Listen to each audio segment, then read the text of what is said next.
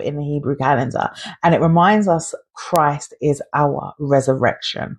Now, when we think about first fruits, it happened right after Passover and the unleavened bread feast, and the people would bring their first sheaf of barley harvest to the priest. The priest would then take it and would lift it up and wave it before the Lord. And by giving the first, Israel was saying, we trust you, Lord, we trust you, and we trust you for the rest of the harvest. So it is a feast of faith, thanksgiving, and trust.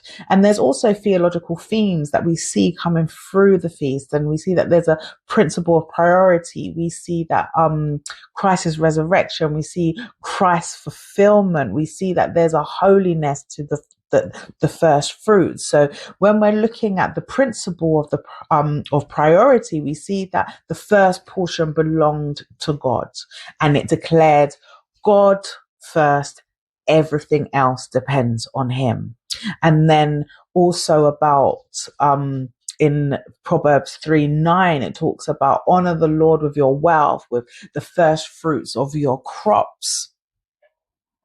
So if we're looking at the image of resurrection, we can see that the first sheaf was not the whole harvest. It was a guarantee that more was coming.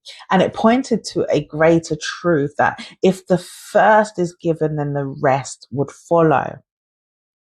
Now, there was a holiness to this as well. So the holiness of the first. In Romans 11:16, it talks about if the first fruits is holy, then the whole lump is holy. So by giving the first, it sanctified the rest.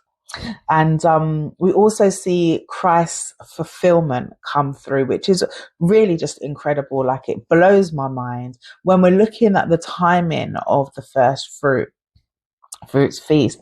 Jesus rose from the dead on the feast of the first fruits. So as the priest waved the first sheaf in the temple, God raised his son from the grave. Like, that is just mind blowing.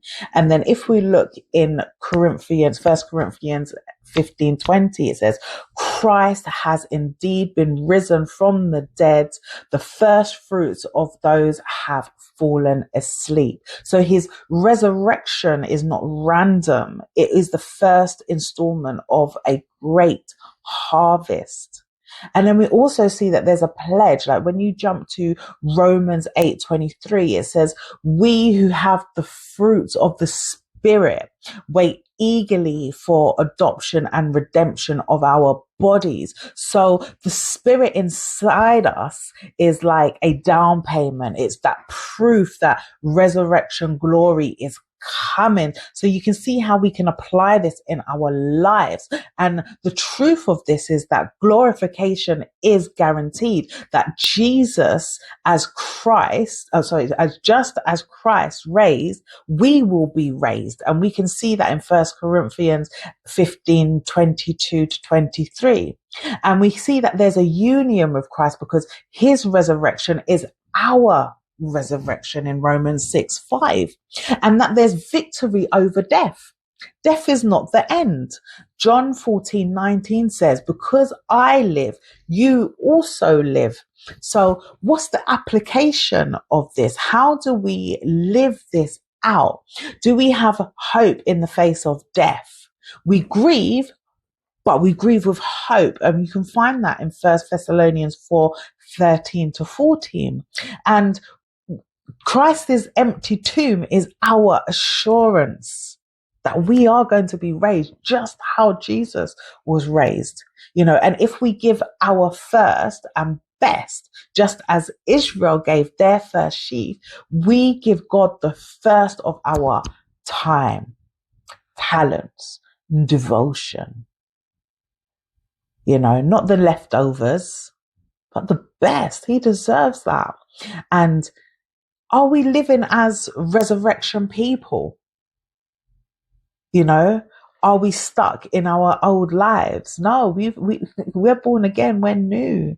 We are resurrection people. We need to walk in the newness of life. Our joy, our faith, and our holiness points to resurrection. So what are the key takeaways?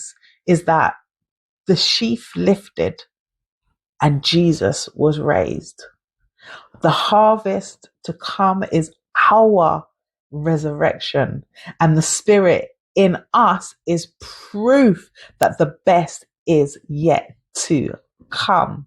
I love this. So when we're thinking about the first fruits feast, it really shouts to us and it really tells us that death is defeated, Jesus is risen, and we are next.